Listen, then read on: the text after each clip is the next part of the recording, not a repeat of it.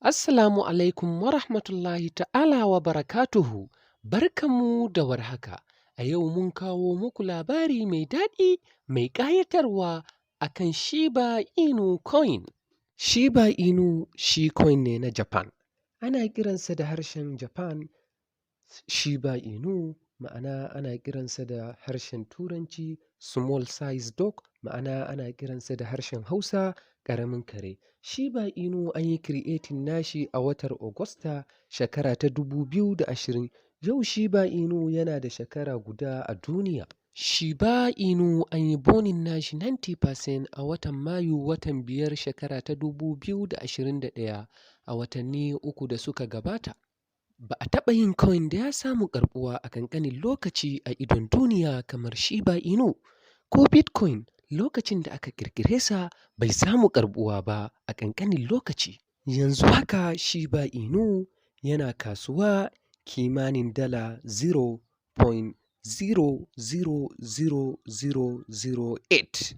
A naira bai kai sile ɗaya ba. Expert analyzers sun tabbatar da cewa Shiba Inu zai iya haurawa cikin ƙanƙanin lokaci kamar dala 0.1 kimanin naira 51.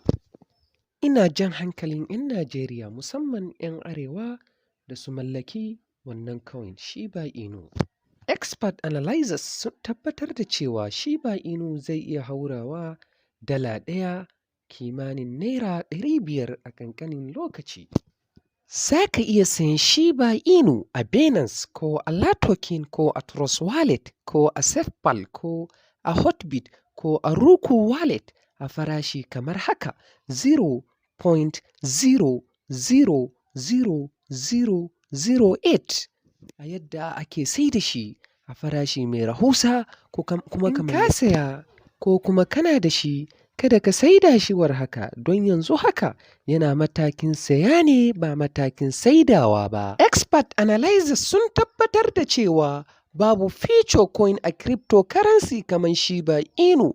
Don haka ina jan hankalin 'yan Najeriya musamman 'yan arewacin Najeriya da su mallaki wannan coin mai suna Shiba Inu. Coin ne mai daraja mai matukar mahimmanci. Ka yi mana subscribe a tashar mu ta Hausa Live TV don ƙara samun wasu labarai akan wasu coin.